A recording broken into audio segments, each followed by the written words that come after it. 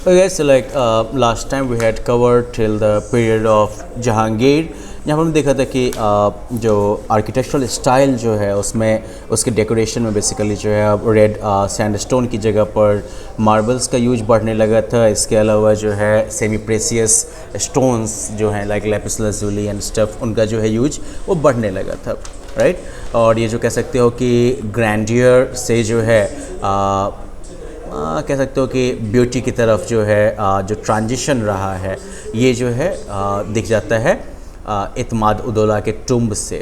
Okay, आगे बात करने वाले हैं शाहजहाँ के बारे में, the prolific builder of course, क्योंकि ताजमहल जो है वो टेस्टिमनी है शाहजहाँ के बिल्डिंग एपेटाइट का। तो जहांगीर से बिल्कुल उल्टा उसका बेटा शाहजहाँ और उसका जो सक्सेसर था शाहजहाँ वो प्रोलिफिक बिल्डर था। उसका रीजन जो है इसमें आपको एक्सटेंसिव आर्किटेक्चरल वर्क्स मिलते हैं और इसमें कि उसका फेवरेट बिल्डिंग मटेरियल मार्बल का यूज होता है। नाउ द लाल किला और द रेड फोर्ट, ये जो है it was built by him in Delhi following the old course of the Yamuna river, has two gateways, the Delhi and Lahori gets.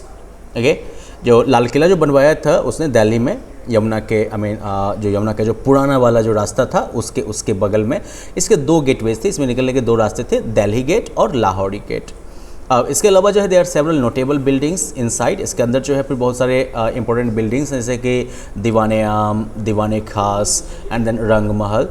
दीवाने आम और रंग महल जो है these are arcaded pavilions with sandstone columns in pairs plastered with powdered marble.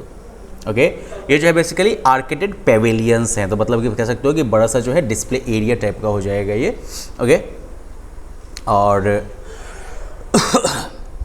इसमें जो है आपको सैंडस्टोन का कॉल्यूम जो है मिलेगा, मतलब कि कॉल्यूम मतलब क्या होगा, जैसे हम लोग के यहाँ वो क्या कहते हैं भाई, अरे खूंटा टाइप का नहीं बनाते थे घर में, पाया जिसको कहते हैं हमारे यहाँ, यह तो उस टाइप का जो है सैंडस्टोन के बने हुए कॉल्यूम्स हैं और जोड़े में हैं, मतलब एक जगह पर जो है दो कॉल्यूम मिलेंगे, एक ही कॉल्यूम नहीं मिलेगा, दो दो कॉल्यूम करके मिलेंगे आपको। और फिर इनके ऊपर प्लास्टर करने के लिए जो है मार्बल का यूज किया गया था। जो थ्रोन प्लेटफॉर्म था एम्पायर का, okay, it had like curved corniced roof. Now it lies in the eastern wall of the दीवाने आम। ये जो है दीवाने आम का जो पूर्वी वाला जो वॉल है उसमें इसको बनाया गया था। And behind this structure is the रंग महल which has an open courtyard. इसी के पीछे जो है फिर रंग महल का स्ट्रक्चर है, ढांचा है, जैसा कि ओपन कोर्टयार्ड है, जिसमें काफ़ी बड़ा जो है ओपन अहाता टाइप का एरिया होगा। ओके, जैसे हम लोग के यहाँ बड़ा सा आंगन होता है ना, तो उस तरह से बहुत बड़ा आंगन टाइप का होगा, of course far more like beautiful and decorated. Further north in alignment with the रंग महल से लगे हुए जो है नॉर्थ में जो है you have Diwani Khas and all this buildings have floral decorations on the wall, columns and piers. जितने भी ये बिल्डिंग्स हैं सब में जो है फूल का डिज़ाइन बना के जो है डेकोरेशन किया गया है, वॉल पर, कॉल्यूम्स पर, पियर्स पर, सब जगह। अब आगे जो है मोती मस्जिद आगरा फोर्ट में, ठीक है। It was also built by Shahjahan in white marble with black marble calligraphy. White marble से बिल्डिंग बनाई गई और उसमें ब्लैक मार्बल से कैलीग्राफी की गई, heightening the elegance of the structure के एलिगेंस को और बढ़ाते हुए। फिर like Jama Masjid in Delhi, it is the largest building of its kind in India. ये जो है अपनी तरह की सबसे बड़ी बिल्डिंग है इंडिया में। Built on a raised platform and surrounded by arcades, it has been left open on both sides. एक ऊंचे उठे हुए प्लेटफॉर्म पर बना हुआ और आर्केड्स से जो है घिरा हुआ, ये जो है दोनों तरफ से खुला छोड़ दिया गया है। इसमें 3 bulbous domes in white marble rise above the sanctuary। Sanctuary के ऊपर जो है बड़े बड़े 3 जो है एकदम गोल मटोल वाले डोम जो हैं वो बने हुए हैं। Building material used here is red sandstone with white marbles for designing. तो मतलब कि रेड सैंडस्टोन के साथ साथ जो है वाइट मार्बल का डिजाइनिंग के लिए यूज किया गया है इसमें। सबसे अगर बड़ा कहोगे कंस्ट्रक्शन वर्क तो ताजमहल हो गया। It is undoubtedly Shahjahan grandest and most well known project. ये जो है बिना किसी शक के शाहजहाँ का सबसे बड़ा और सबसे ज़्यादा जाना पहचाना जो है प्रोजेक्ट है। इसका कंस्ट्रक्शन वर्क जो है वो शुरू हुआ था 1632 में and most of it was completed by the year 1643। ज़्यादातर ये जो है 1643 में कंप्लीट हो चुका था।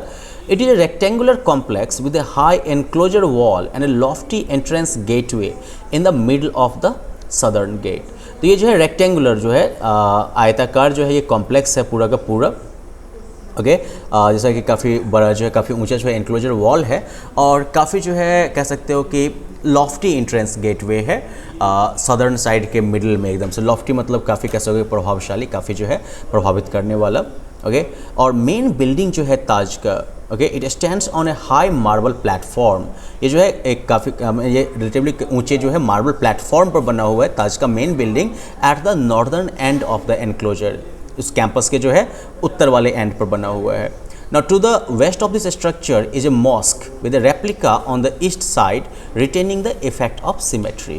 अब इसके पश्चिम की तरफ आपको जो है मस्जिद मिलेगी और इसी का एक कॉपी जो है ट्रू कॉपी वो आपको ईस्ट साइड में मिलेगा, ताकि ओवरऑल जो सिमेट्री है जगह की, दोनों तरफ का बैलेंस जो है वो बराबर बना रह सके। ओके नाउ ताजमहल जो है it is a square building and a beautiful bulbous dome topped with an inverted lotus rises above it. Taj Mahal जो है वो स्क्वायर बिल्डिंग है, ठीक है, और इसके ऊपर जो है सुंदर सा एक बल्बस तो एकदम गोल मटोल टाइप का डोम जो है वो बना हुआ है और इसके ऊपर जो है उल्टा कमल बना हुआ है। Okay now at the four corners of the platform rise four circular minarets.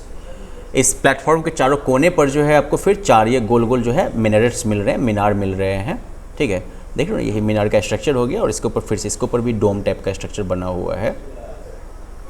The decorative features of the building consist of calligraphy and inlay work in the exterior and pietra dura in the interior।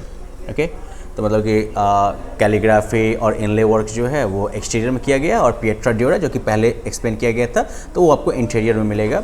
Marble जो कि main building material है, it is of the finest quality brought from Makrana queries near Jodhpur. Jodhpur के पास के मकराना की खदान जो है वहाँ से ये मार्बल लाए गए थे। And the garden in front of the main structure is divided into 4 quadrants with 2 canals running across forming the quadrants. और जो गार्डन जो है मेन स्ट्रक्चर के सामने में इसको 4 जो है हिस्से में बांटा गया है और 2 कैनल हैं जो एक दूसरे से होते हुए निकलते हैं और ये जो है चारों क्वाड्रेंट्स को फॉर्म करते हैं। तो मतलब कि ये अगर मान लो कि पूरी अगर गार्डन हो गया आगे से तो फिर क्या होगा, इधर से जो है एक कैनल इधर से इधर जाएगी और दूसरी कैनल जो है इधर से इधर और इस तरीके से पूरा गार्डन जो है वो 4 हिस्से में बट गया, 4 क्वाड्रेंट हो गया ये। ओके जो कैनोटैफ मेन हॉल में जो है it was enclose originally with a screen in golden tracery, लेकिन ये जो है बाद में रिप्लेस कर दिया गया औरंगजेब के द्वारा एक मार्बल स्क्रीन के द्वारा। तो well that was the period of Shahjahan and now finally we are coming to Aurangzeb. Aurangzeb का जो है आर्किटेक्चर के प्रति ऐसा कोई पैसन नहीं था and under him the generous encouragement given by his predecessors to the art was almost withdrawn. तो उसके कह सकते हो कि पूर्वजों के द्वारा, उसके पूर्ववर्ती सम्राटों के द्वारा जो आर्ट को काफ़ी ज़्यादा इनकरेजमेंट दिया गया था तो वो जो है लगभग वापस ले लिया गया।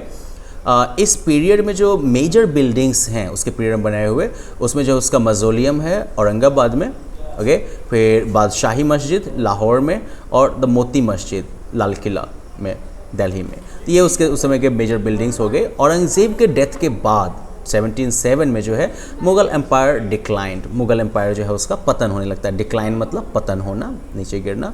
तो a few buildings that were built during the first half of the 18th century amply testify the declining conditions that ensued। 18th century के फर्स्ट हाफ में, ठीक है, आई मीन 1707 में तो औरंगजेब का डेथ हो ही जाता है, तो उसके बाद तो फर्स्ट हाफ 18th सेंचुरी का उसमें जो है जो कुछ बिल्डिंग्स बने हैं वो जो है कहीं ना कहीं मुग़ल एम्पायर के डिक्लाइनिंग कंडीशंस को, गिरती हुई हालत को जो है बताते हैं, बयां करते हैं।